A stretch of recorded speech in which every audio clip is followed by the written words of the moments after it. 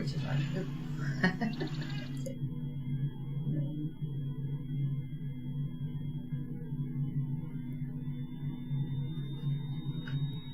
Good.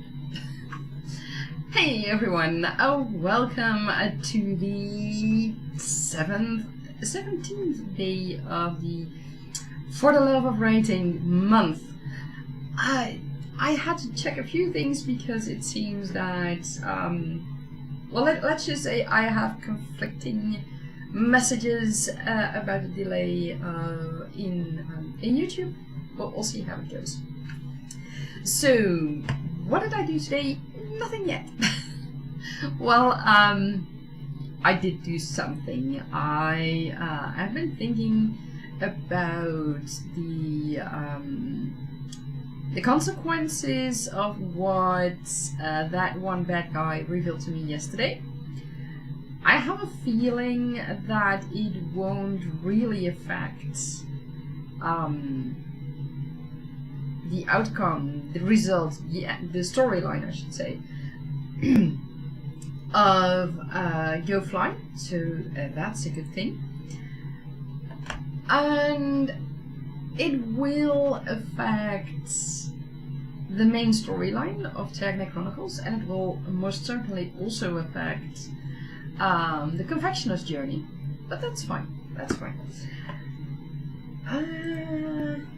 There is one thing I wanted to give you guys. Let's see if this works. I don't know. Yes, it does. Perfect. Now, for those of you who don't know me, my name is Ilse. I am a magic wielding dragon companion, or rather, Hamdina, and a creator of worlds. And one of the worlds I have created is Tergaenae. And I am currently writing Go Fly, which is a... Originally it was a background story, but right now it's just a full-blown story that takes place about 10 years before the main Tergaenae Chronicles takes place. And it is about the band of brothers that's forming in this story. The three brothers who are also the main characters in the main series, and this story is about a certain event that happens and that event is something that is regularly, or no, not regularly. I think it will be referred to a couple of times in the main story. Hey Andy, welcome in, welcome in. How are you doing? Have you come down from the marathon? I mean, that was incredible.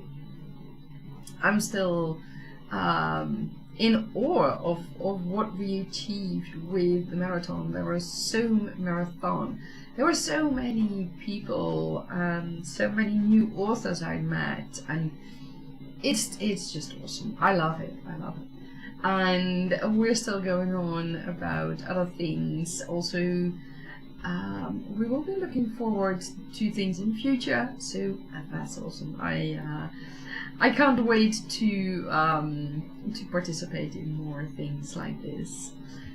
So today I will be working on fixing a few things for the time of day in Go Fly. If you've been following my live streams, then you might know that that was an issue for Go Fly. I do now know that the story takes place or starts around 7 AM-ish, or as we call it in Tergaenae. I need to check that. I don't want to say anything wrong before I mess things up for you guys.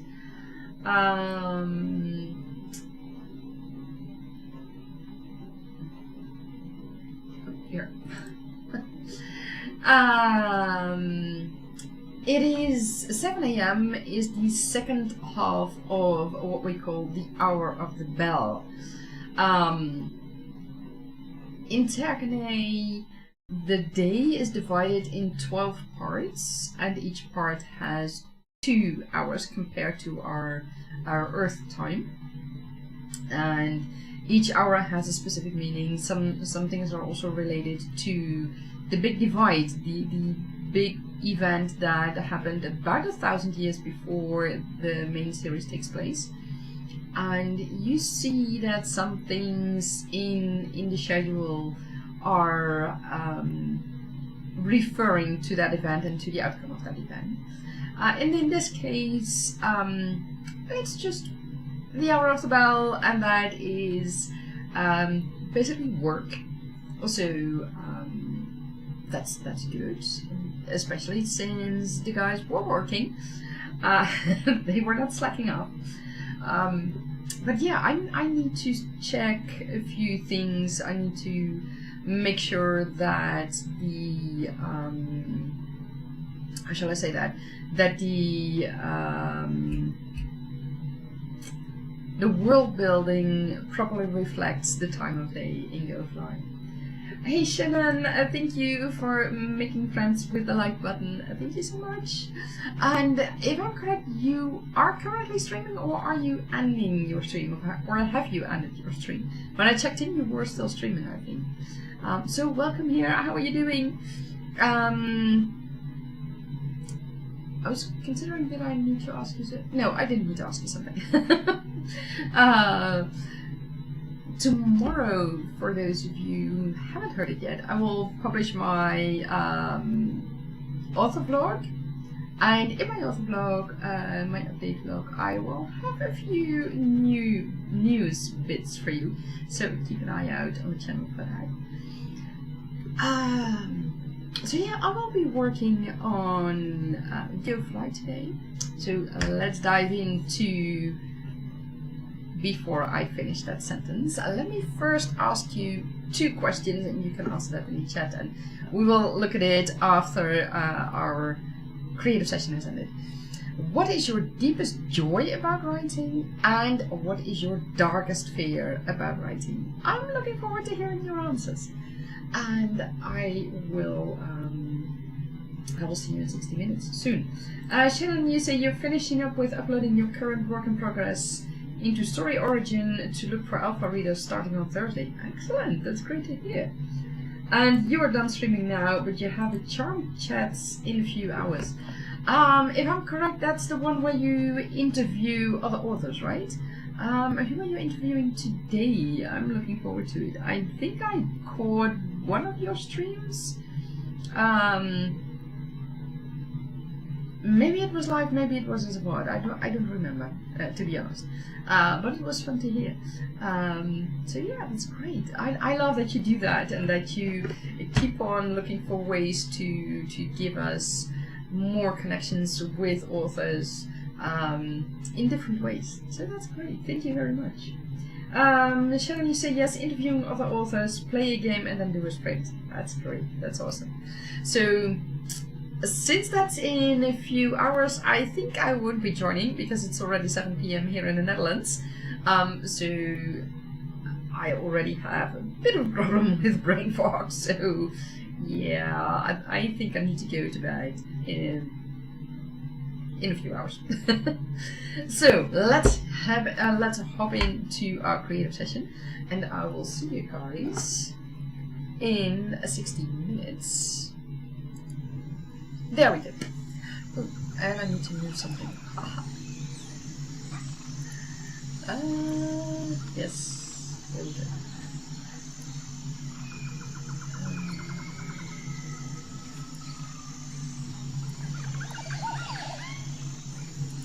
That's better.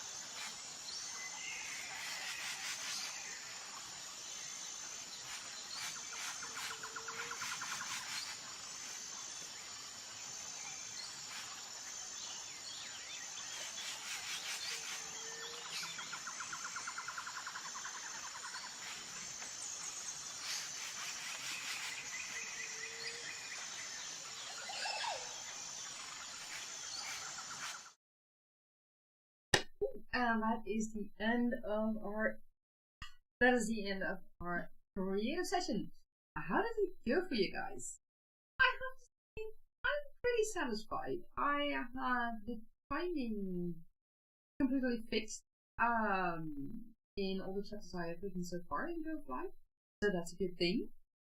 And the bad guy, who apparently is in disguise, is doing things that, well, accidentally helped Nijat. Yes, that's better. So, is that intentional or is that accidental? Because he is also very drunk. So, yeah, I don't know. But let me catch up on chat with you all, because as lots of people came in. Shannon, who said no problem about the fact that I probably can't make her live stream later tonight. Mackie, welcome in.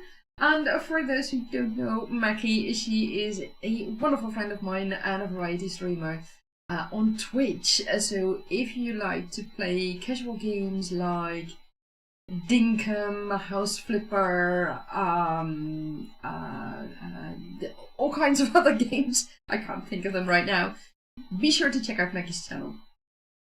I linked it somewhere. Yeah, I'll get to the links in a minute. Shannon, your answer to the first question, what is your deepest joy about writing? Is getting lost in your stories where the real world no longer feels real. You've been there a few times and you love that feeling. That is awesome indeed. I love that as well. It is so... how shall I say that?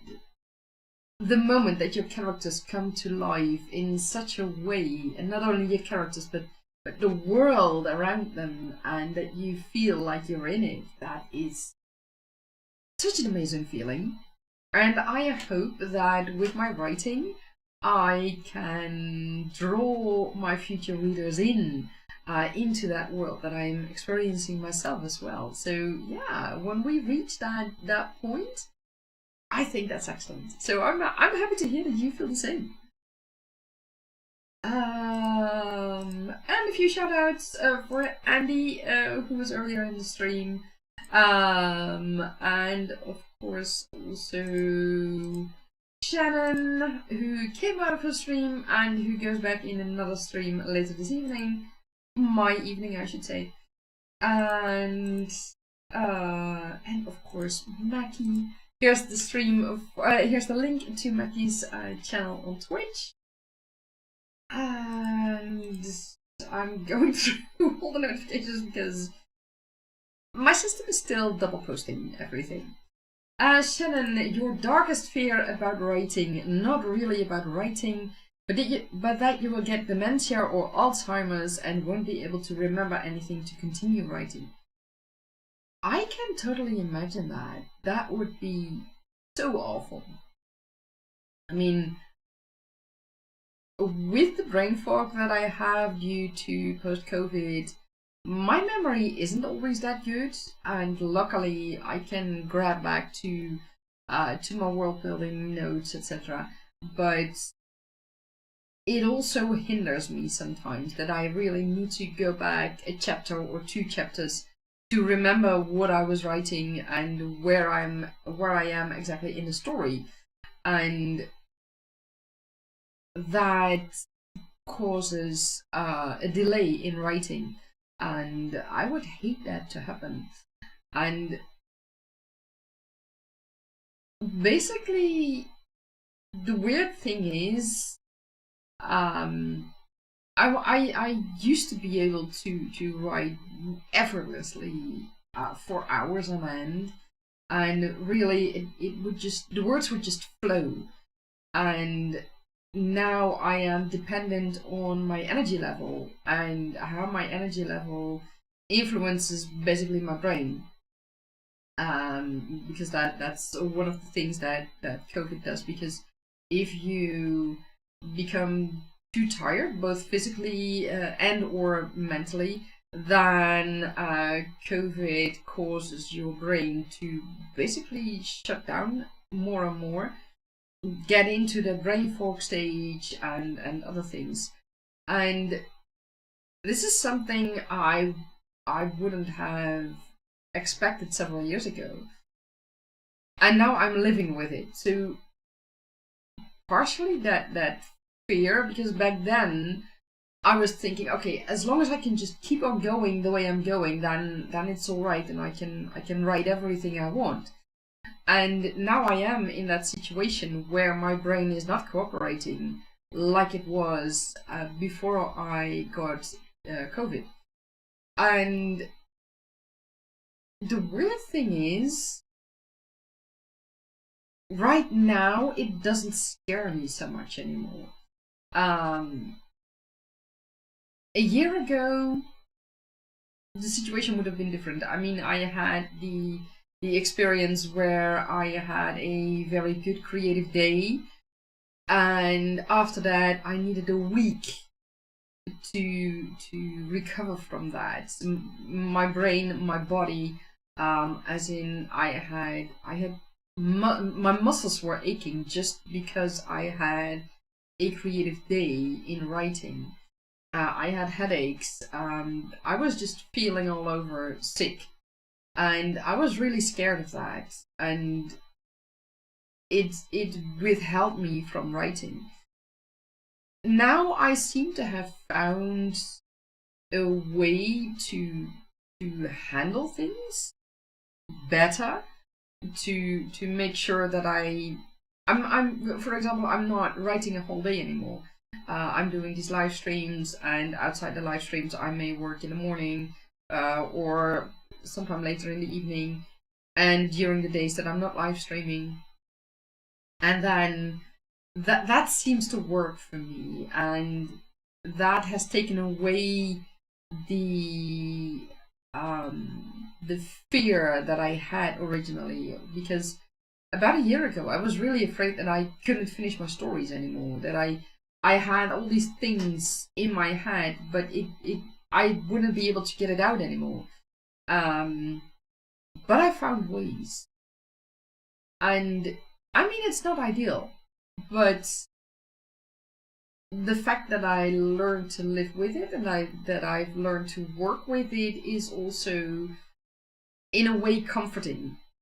And in a way I had never expected, because I'm just living with that disease right now. And there's nothing I can do because they still haven't found a proper solution. I mean, they see all kinds of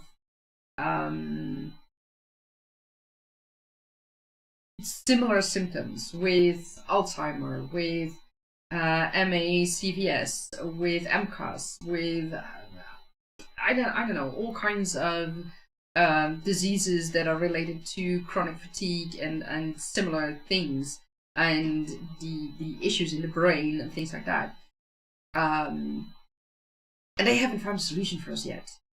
But I mean, the way it goes now, I've stopped comparing it with before I got COVID. I mean, that's just it. This is the situation right now. But it feels good that I am not afraid anymore, and that I am writing again, even though it goes slowly. So I hope that takes a little bit of the fear away for you, because I feel that hopefully in a way you will be able to find tools and methods that will help you to keep on writing, even though you might get that. It's a strange world we live in, and these are just weird diseases that we can get. Weird, and they can be really scary. And especially for us authors and other creative people, content creators, music makers, people who make art, other works of art, I should say. We are so dependent on our brain to function and we are all we have. So yeah, it's weird, but I do recognize your fear. Yeah. Hey Teresa, welcome in, and I'm happy to see you join us. And tell us about what you're working on. I'm very curious about your novel. Mama Maggie, welcome in as well. You're lurking and cleaning. How did it go? I've done some cleaning today. I've worked on some laundry, needed to do that. And yeah, a few other small chores in the house, and then I was working on other things, some admin stuff, and writing right now. And here's the link for Mama Maggie. She is a very prolific writer, and forgive me if I say it wrong, a genre hopper.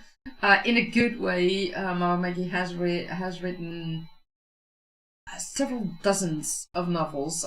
Mama Maggie, am I right that you wrote about 40 novels right now in several genres? I mean, that is so amazing. And especially with your condition, I really admire you with how you've done this. It's incredible. It truly is. Okay, going through the double postings again. And Mama says, thank you for the boost. Yeah, of course. I feel it is important to lift up all creative people who come into my live stream, and I love doing that. You're making venison chili. Okay, interesting. And Sharon, you've made progress. Excellent. And Teresa, you say you read over what you wrote yesterday and you started a new chapter. That's great to hear. I'm happy for you that the marathon really worked for you and that you are continuing writing again. And Mama Maggie, you say the answer to the deepest joy in writing is building the worlds and then exploring them, and also writing weddings. You love weddings. That's great to hear. Yeah, I totally recognize your world building and writing them, finding the stories within your world. I absolutely love that. And your darkest fear is that you will die before you finish all the editing for what you have already written. To be honest, you think that is why you have drifted so far from writing, even though you love that part. I can imagine that, yes. You want to leave stories that are the best they can be.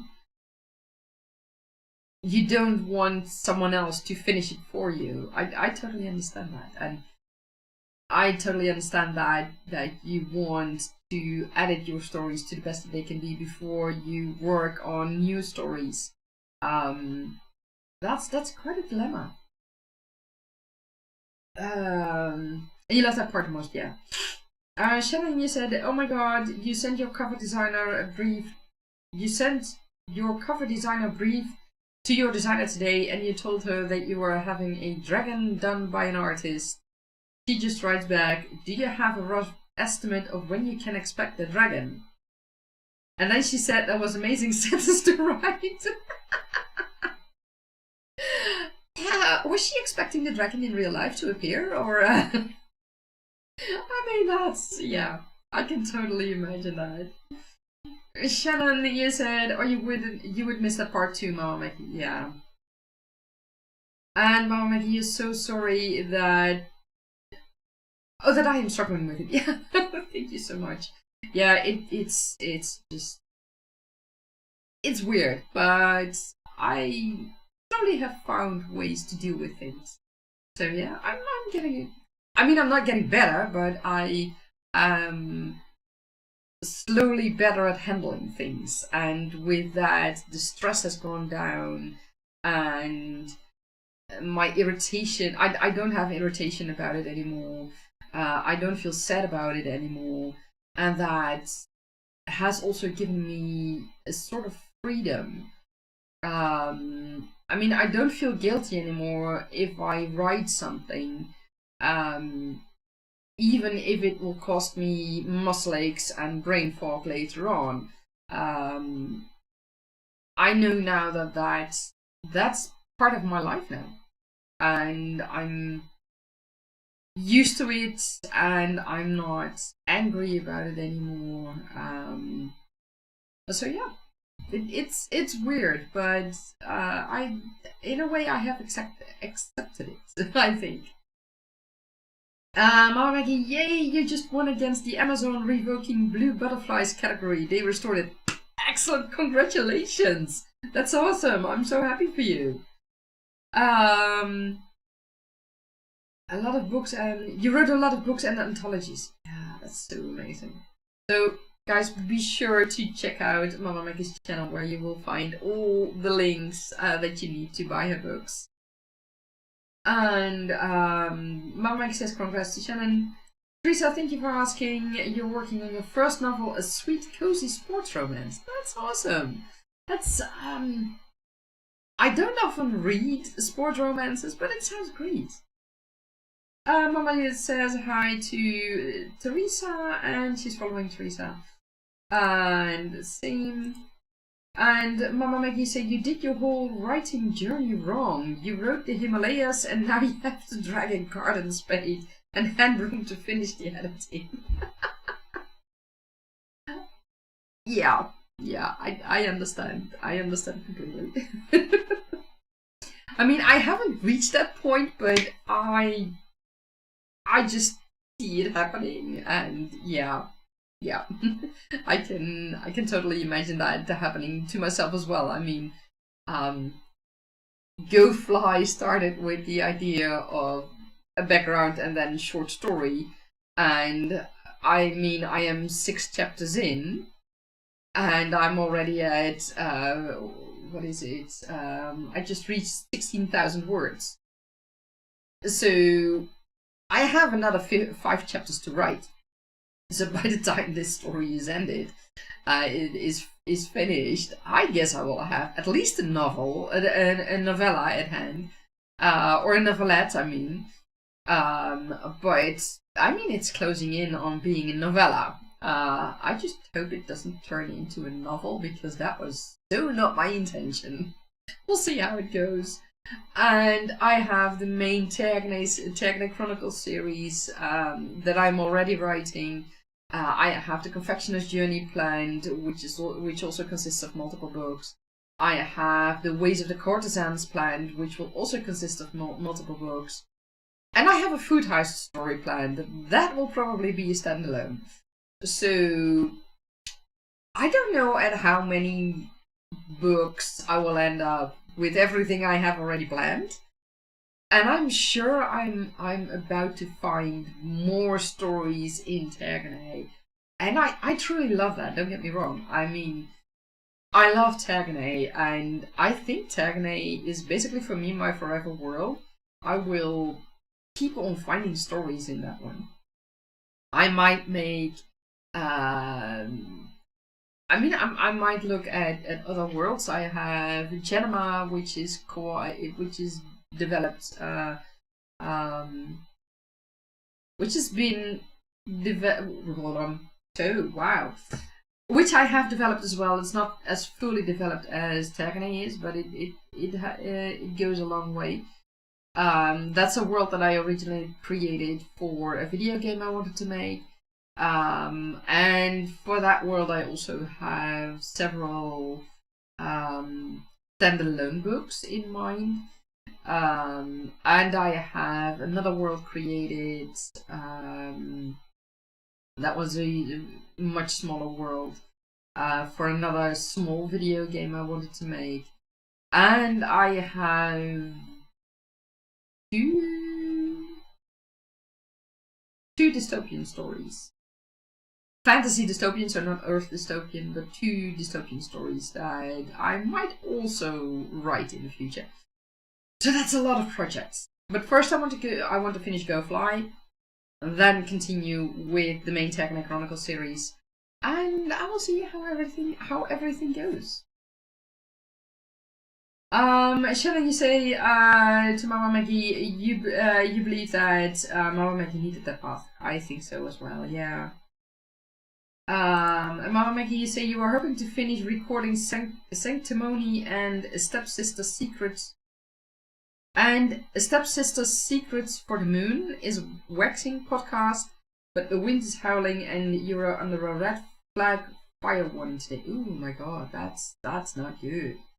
Here in the Netherlands, we've had rain and rain and rain, and well, that's about it.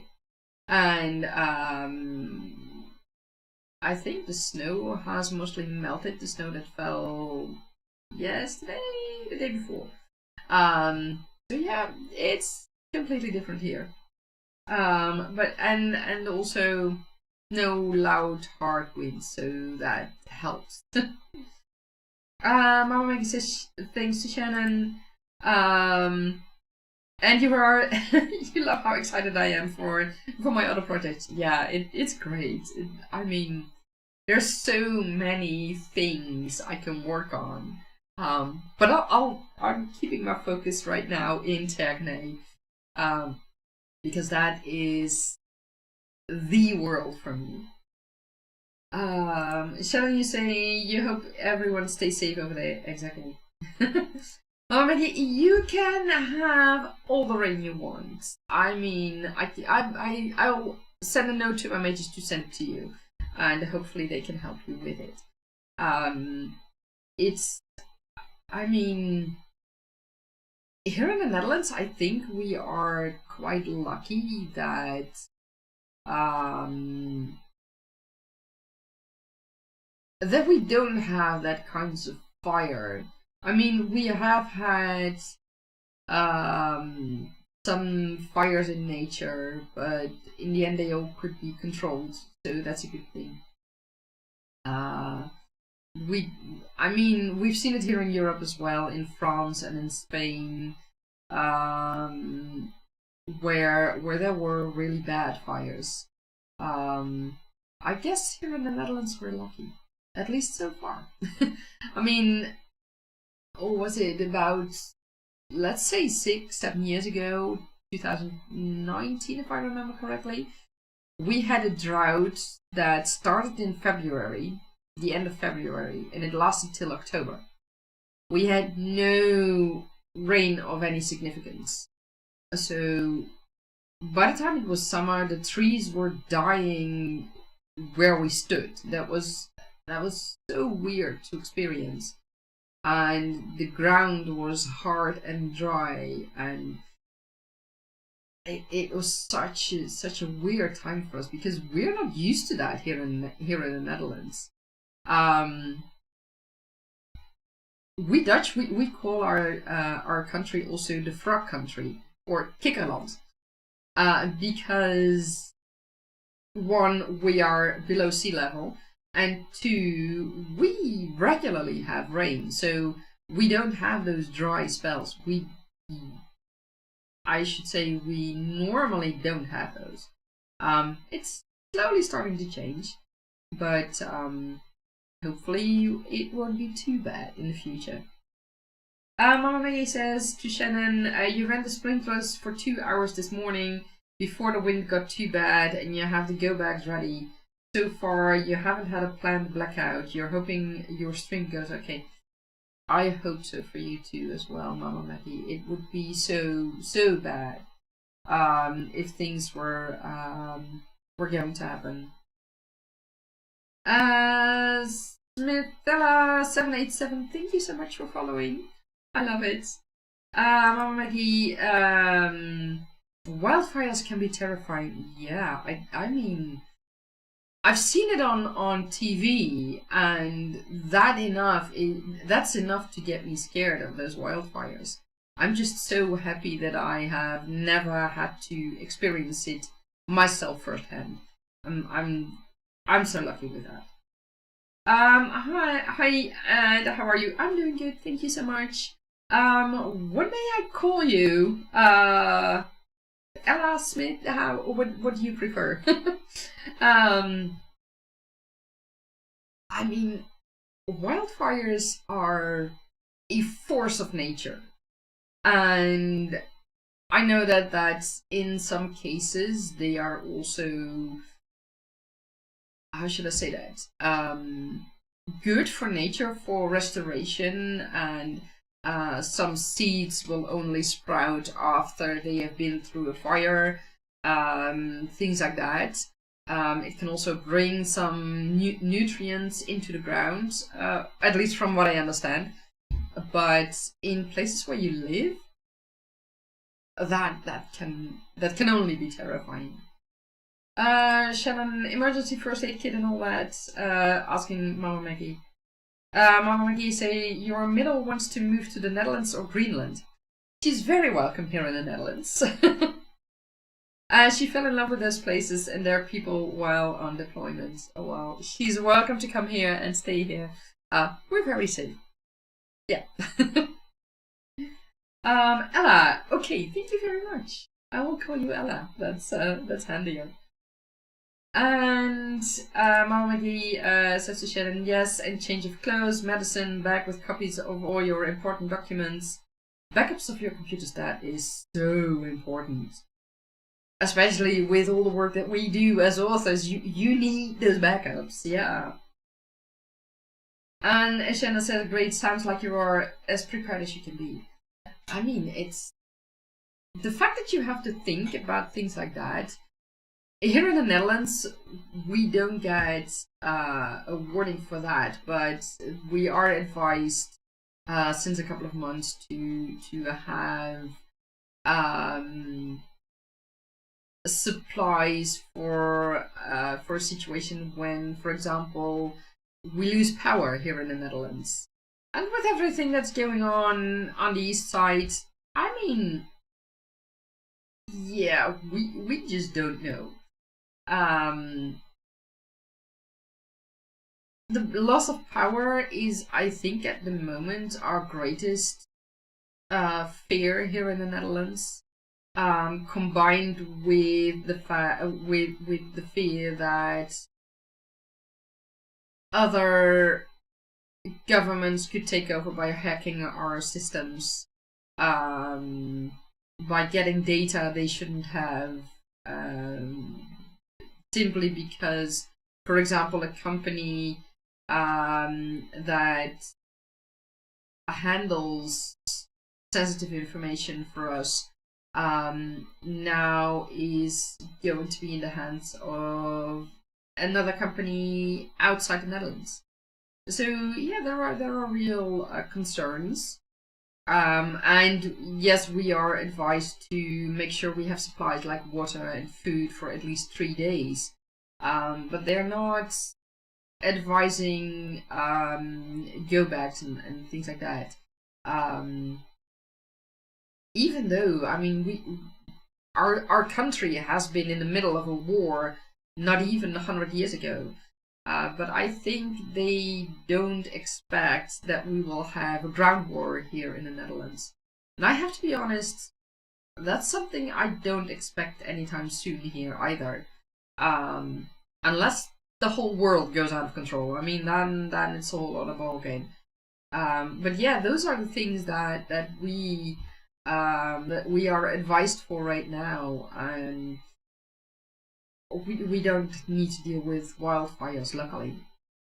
Mama Maggie, you say you can't take much with you because you only have the Mini Cooper at home. You will have to rush to the son-in-law's family ranch and help the youngest load the horses and pregnant cows. Oh, that's an issue, yeah. And Shannon, you always think of things like, but went through a hurricane as a kid. You don't think you ever give up that vigilance once you lose everything to an actual disaster. Yeah, exactly. And I feel lucky. I mean, here in the Netherlands, older generations, my grandfather or my grandparents and older generations have been through war. They have been through World War II, World War One. We've had floodings here in the Netherlands. Floodings that really caused people to lose their house and lose their lives. We've had 2 or 3 big floodings that really cost thousands of people their lives. So it's not like nothing has happened here in the Netherlands. It's just people don't expect things to happen anymore here. So the government is now advising us to get those emergency packages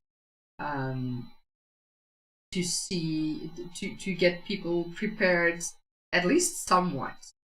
So yeah, it's so strange that you have to think about that, and at the same time, we have to think about that. That's important, yeah. And shouldn't you say things like shelter, food, water, and a safe place because people get crazy after catastrophic losses? Yeah, exactly. And it's just so strange. And I mean, I can't imagine. And the smell of kerosene will always stay with you. Yeah, I mean, if you've been through that, I can imagine that. Mama Maggie, you say because you grew up on a prairie, so you keep a month of non-perishables in the pantry and 2 weeks of water during the winter because of the blizzards. That's excellent preparation, yeah. I mean, here we've got loads of water, but not a long time ago. I think a few weeks ago, people in the middle of the Netherlands, 2 cities, I think. They needed to buy water in the stores because the water that came out of the taps wasn't good. So it took the water company, I think, 2 or 3 weeks to really fix that so that we have normal drinking water again. We can just, without any problem, normally just have drinking water out of the tap. We don't need. Normally we don't need any bottled water for that. And shall you say water is not always portable, I think? Especially after a hurricane when everything becomes contaminated. Yeah. And I mean, I've been looking at things like that. Here in the Netherlands, luckily we don't have hurricanes. But I have been looking at things just out of curiosity. And I mean, you can have filters and things like that, and carry-on packages, but those carry-on packages will only carry so much water. So yeah, those are really things to think about and to consider. What can you carry? What can your kids carry? What can your partner carry? What can you take with you? Can you? I mean, at some point, if the situation gets really dire, can you even get fuel for your car, or do you need to leave your car behind? And then what do you do? Yeah, those are all things to think about. Shannon, even after you found a place to live, you had to boil water for months. Incredible. That's just horrendous. Drinking water is a resource that most people take for granted. Exactly, it is, yeah. And Mama Meng says truth. And given that you guys have had those experiences, I mean, I haven't had those experiences, luckily. Is that something you also keep in the back of your mind when you are writing your novels?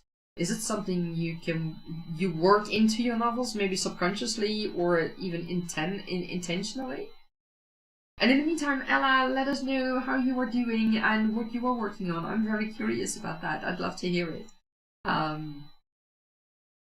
It's so fun to get to meet new people and to hear what you are working on. And I just realized I totally forgot to answer one of the questions. What was the first question again? Oh, right. What is my deepest joy as for writing? My deepest joy is being able to share the world that I found and the characters and the stories that I found within those worlds. Share that with others. And it is so... I'm so thankful that I found those worlds and those characters and those stories. And I really want to keep finding more worlds and share them with others, just to share the joy of finding it, but also share the joy of what Tergaenae is like, and how the life is in Tergaenae. And in Genema, for example, the other world, one of the other worlds I created, I found, and it is. I think that is one of the best things that can happen to you as an author, being able to share that with others. And that is also one of the reasons that I have decided to take the self-publishing route for my books, because I don't want to be at the mercy of agents and publishing companies to maybe share my stories. I want to share my stories, and I want to share them 100%. So yeah, that's for me, that's where the joy of writing also leads to. And well, we talked about the darkest fear of writing. I mean, even I remember my grandmother, may her soul rest in peace, once said that when she couldn't see anymore, that life for her was over. And even back then, I was like, but there is so much more. And back then, I was not even a teenager. And now I know there is so much more. I know that with my adult experience. And I also know that I can keep on writing, because there are programs that can help me write my books. And there are enough editors who can help me fix my books there where it's wrong. So that wouldn't be an issue for me. The biggest issue, like Shannon earlier said, is, or hinted to, is the problems with your brain. And right now, I mean, I've learned to deal with it. So that biggest fear is somewhat conquered. I mean, we still don't know what it will do on the long term.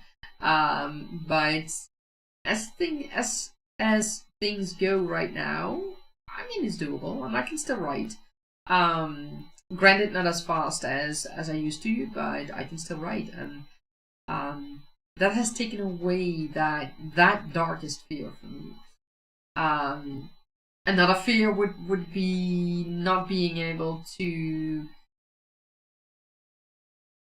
share all the stories I have found before the end is there for me. Before my story comes to an end. So let's hope that I still have, I don't know, 50, 60, 70 years in me, because that would be awesome. With at least the health that I have now, and hopefully at some point in the future better, that will be awesome. And then I can write all the stories I want. Mama Maggie said, a terabyte drive with all your photographs and documents stored elsewhere is a luxury that will bring great comfort after a disaster. So how do you do that? Do you have it stored on the cloud, or do you have it stored physically somewhere? I mean, I've been thinking about it, but storing things on the cloud is also, I mean, I don't know. I don't know. Shannon, you say natural disaster has never made it into your work, but the desperation of just trying to stay alive and deal with sickness because you had a major asthma attack in the aftermath of the hurricane makes it into your writing in different ways that need to fight through adversity to just live and maybe find peace one day. That is, yeah. Asthma is also such a disease that can be terrifying. I know people often describe it, an asthma attack, as if your throat is being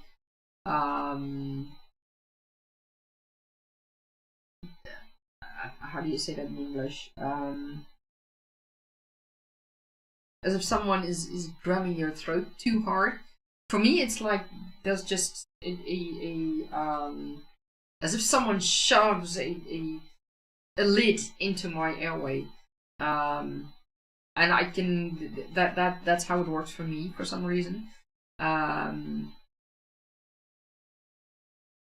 Luckily, my meds have worked so far. But yeah, it's horrendous, and it's also something that people don't always understand. Because when you can't get air because your own body refuses to cooperate, that's just scary as hell. And you need to fight through that. And at the same time, you need to find a way to get calm again, to give your to release the stress and to give your body the option to get out of it again. I mean, I'm not saying that just relieving the stress will do that for you, but if you if the stress goes lower, then and the panic and the anxiety and the fear, then you yourself, at least that's how I experienced it, I was able to grab my meds and to tell others what I needed at that moment, to be able to take my meds. And luckily, I haven't been to the hospital for such things. I didn't need to go to the hospital, but yeah, it can instill so much fear. Yeah.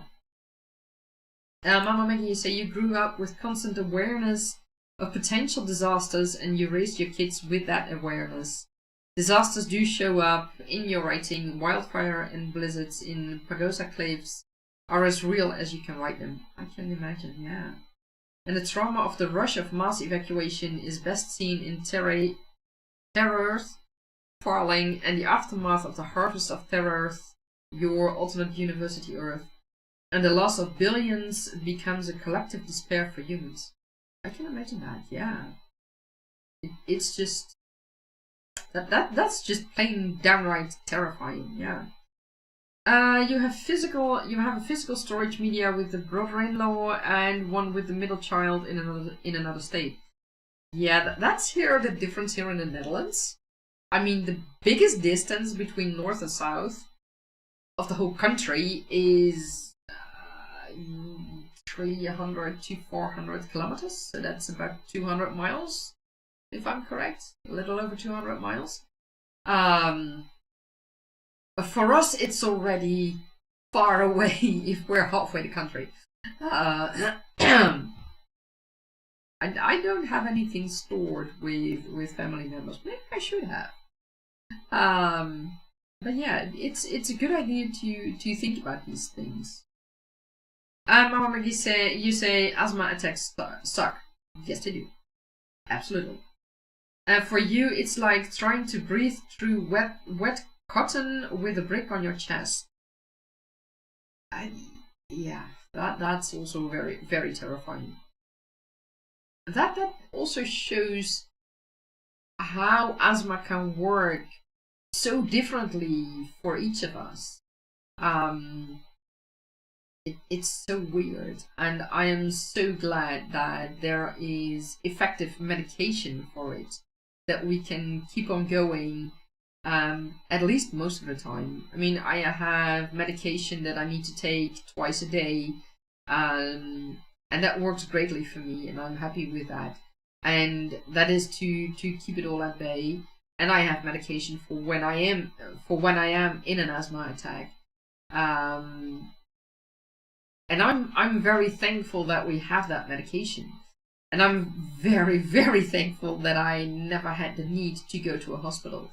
I mean, I know people who had to go to the hospital because of an asthma attack, and I'm just very happy that I've never had to do that. Shannon, you say for you it feels everything. For you feel everything in your lungs, a deep scratching, suffocating feeling. That drawing a breath is like trying to breathe where no oxygen exists. It feels like it's eating through your chest, and back at the same time, you've never felt it move to your throat, so that's interesting to know. That's indeed interesting to know, because for me, I have a feeling that when I have an asthma attack, I have a combination of a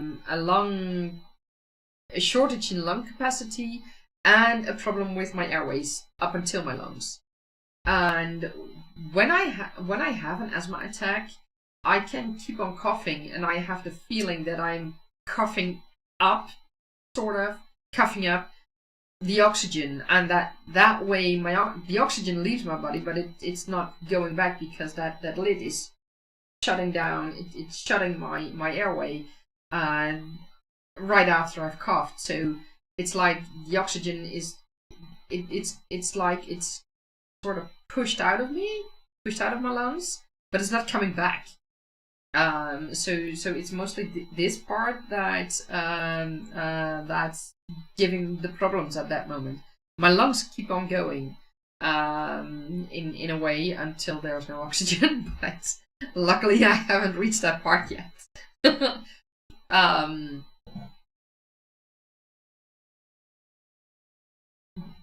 What I always try to avoid is going into the cold, because when the cold hits me at such a moment, then my lungs start to protest. Then I get pain in my chest from the cold. Luckily, I've only felt that once, and then I started to breathe through a scarf or a shirt. I don't remember. And then at least the air wasn't that cold anymore, and I was calming down again, and I could get my meds in. But yeah, it's so weird. Emma Maggie, you say it's a 27-hour drive to the Mills home. The brother-in-law lives lives 90 minutes away. Okay, I can imagine why you would go to your brother-in-law instead of your middle child. I mean, 27 hours. That takes me to, I don't know, probably southern France, halfway Italy from where I live. The other side of Germany. Well, no, halfway through Germany, I think, or maybe the other side. I don't know exactly. But yeah, it would take me just outside of the Netherlands and deep into the rest of Europe. Mama say you have to be very careful when breathing frigid air. Yeah, exactly. I always when I go outside when it's freezing, I try to pay attention to my breathing, that I breathe through my nose instead of through my mouth. Because when I breathe through my nose, the air isn't so cold when it enters my lungs. It is, after all, also how our nose works. And otherwise, I will take that scarf and breathe through that if my nose is closed because of a cold or something. Because I want to avoid that freezing cold getting into my lungs. Because that can actually trigger something for me.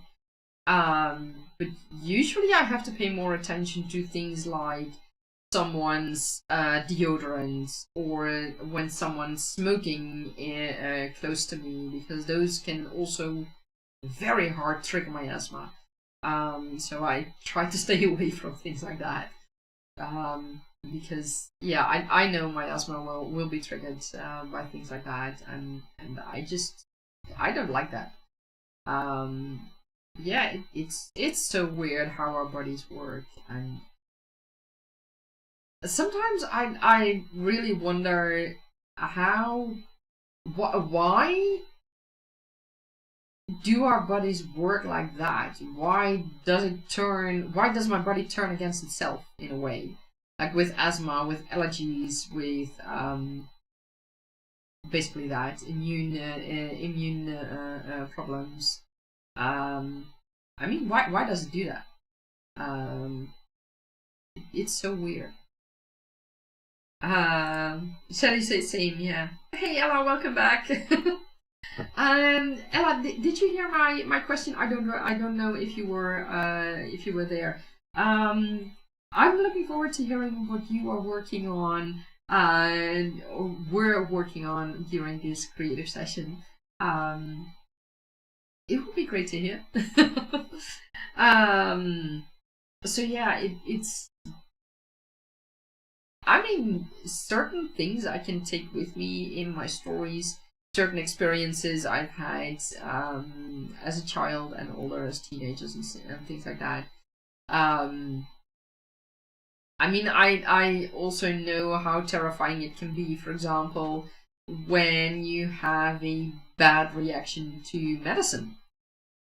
That's also just yeah. I mean, I've had a reaction where my lips would swell just from painkillers. Luckily, I don't have that reaction anymore. I've apparently in the 40 years since I've grown over it. But I mean, I remember that my parents called the hospital, and at the hospital they said, "Well, is she having trouble? Is she having trouble breathing?" And my parents were like, "No, not yet.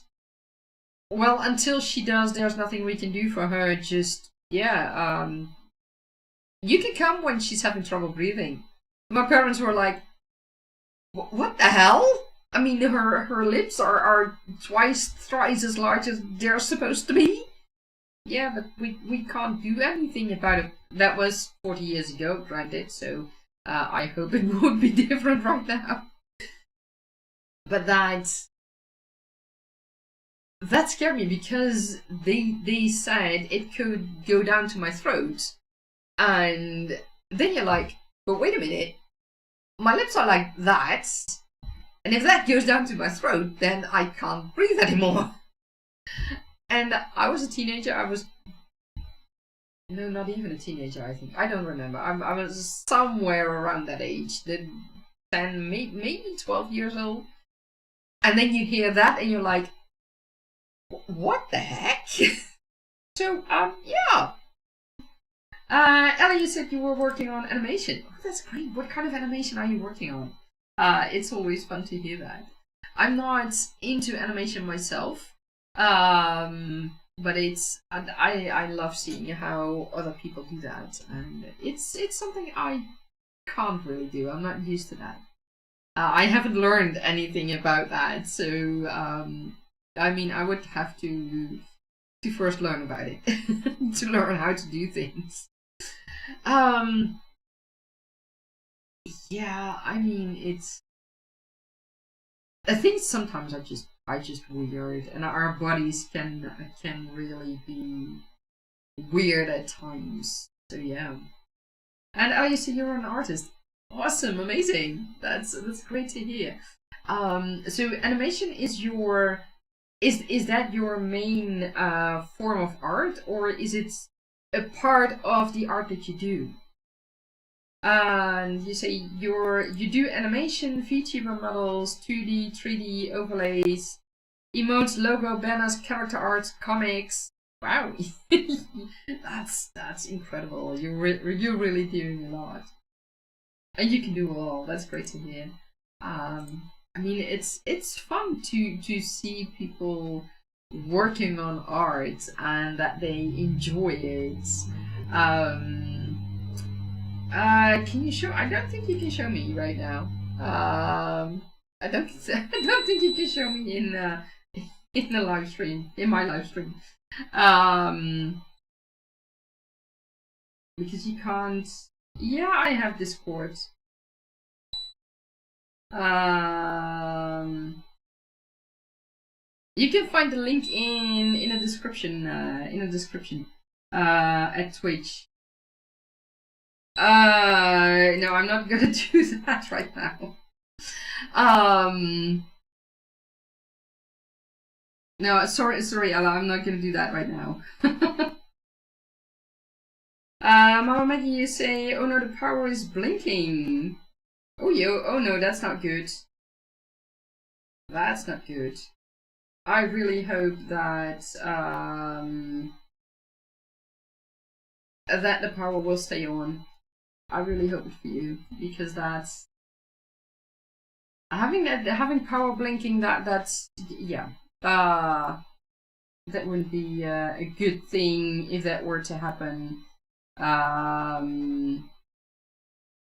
I'm keeping my fingers crossed for you, and I hope you can get through it all.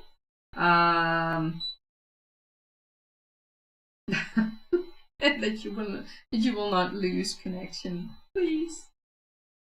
Mama Maggie say happy Mardi Gras, Lent, Chinese New Year, and Ramadan to all before you get booted off. Thank you so much. We don't call it Mardi Gras here. We have just Carnival. It's kind of similar to Mardi Gras, I think. And Shannon says, "Oh, Mama Maggie, yeah. I mean, I really hope things will keep on going for you. Do you have a live stream planned for tonight? I mean, it would be awful if you couldn't continue with that because of all this happening. But I hope that you and your family are safe. That's the most important. And your chickens, I remember you have chickens. And all the other animals, the horses and everything, that it will all stay safe for you guys. And that we will see you tomorrow again if the power gets booted back on. Here's to hoping that everything will go alright and that it won't get any worse for you guys. I mean, I already felt a bit, how should I say that? Unhanded? Is that the correct word? I don't know. Today because I have problems with the power in my kitchen right now. I mean, small first world problems, right?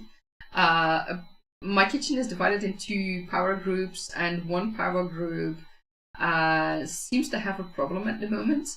So late last night, the power of that group gave out again, so my freezer had no power, my fridge had no power, my dishwasher had no power, and one of my ovens, the microwave oven, didn't have power either. So I kept my freezer closed because I know it's important to keep it closed. That way it is the best way to preserve everything that's inside. And I kept my fridge closed as much as possible. I was able to turn back on the power, and it is still on, so that's a good thing. And my ex is coming this weekend to see if we can fix the problem permanently with a few things, because it seems to be tied to the lights outside. There's maybe some short-circuiting. Is that the correct word? Yeah, I think it is. Some short-circuiting going on that causes the power to drop off. And I was like, today I was like, okay, don't open the freezer. Just open the fridge just once to get the milk out and keep it out, and the butter, keep it out so that I can drink and I can have my my bread. And that's it, and keep it closed for the rest of the day. And by the end of the afternoon, I was able to turn the power back on, and it's still going. So I hope that I can keep on going till at least the weekend, and then we'll see from there. Mama Maggie, you say wrapping your freezer with sleeping bags will extend the cold retention several days. Yeah, my freezer is inside a closet, so I can't do that. I don't have the room to put anything around it. But it is in a very good advice. Thank you very much, because it does make me think of ways to find a similar thing that might help in my case. And sorry for the power problems. Oh, my power problems are. I mean, they're tiny compared to what you're going through. I mean, that's just nothing. I mean, we can solve it. And, I mean, I know it will be solved at some point during the weekend. I just I hope that my freezer won't... that the stuff in my freezer won't thaw. And, I mean, I have these freezing elements that you get with the freezer, at least here in the Netherlands we get them. And I have 3 of them, and I have these cold packs that you can use when you when you have a strained ankle or something. So they're all in the freezer, so that really helps also with keeping everything frozen. And my freezer is full, so that should also help. Apparently, theoretically, it should be alright for 2 days or something, and then that way the stuff in the freezer should still be alright, and I can still use it. But I was able to turn it back on, so everything should be safe. So let me think.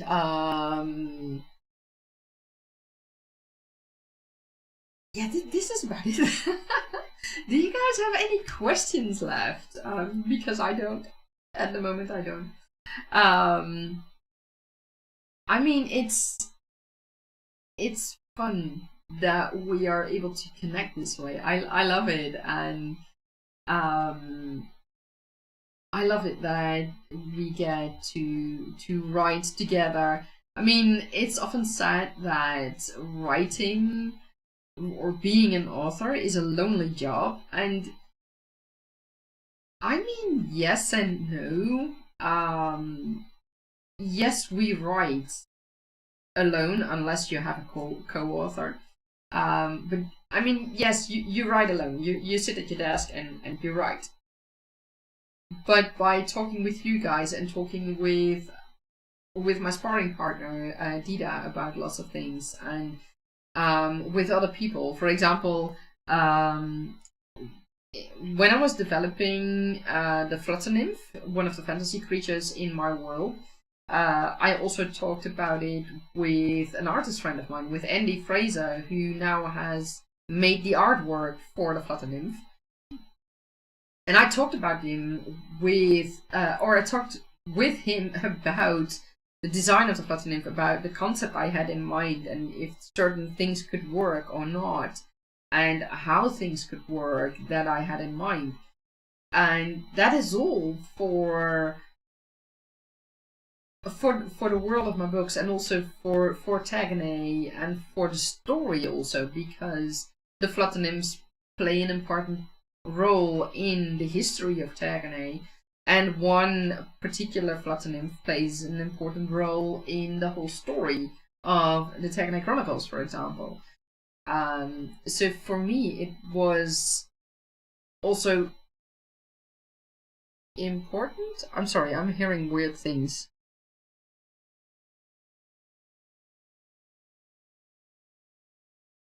Okay, I think that was outside. I think it was just a car, and like I said, we have Carnival here in the Netherlands, and yeah, late at night, people might want to scream and things like that. Anyways, I talked with Andy about the design of the Flutter Nymph, and I also talked about it with Dida, my sparring partner, and they helped me figure out a few things, and that helped me to implement the Flutter Nymphs and Riri in particular, one of the Flutter Nymphs, into Tergaenae and into these stories even better than I originally thought it would be. And that's what I love about writing. And how shall I say that?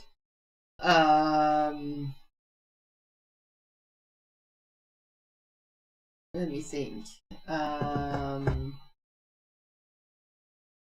In a way, yes, you write alone, but because you have your critique partners and your sparring partners and other authors who can give you feedback on your ideas and on concepts and things like that, and on your story.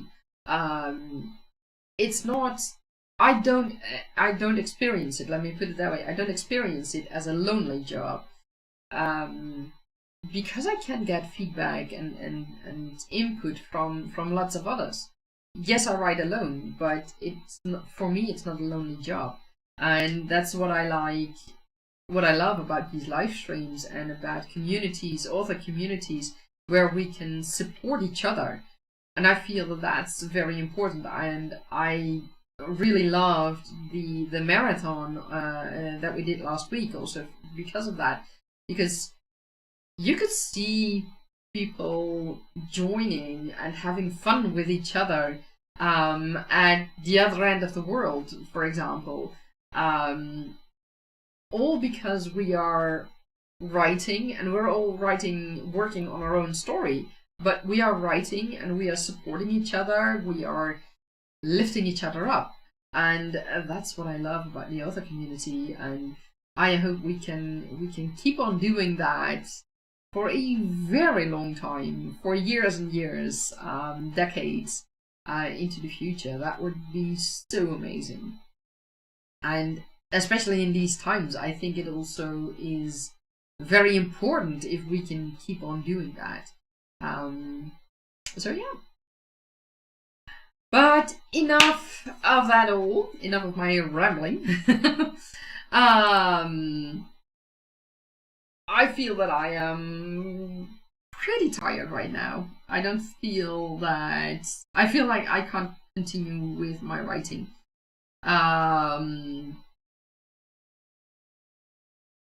So what I'm gonna do is I'm going to give you one question to think about for the future.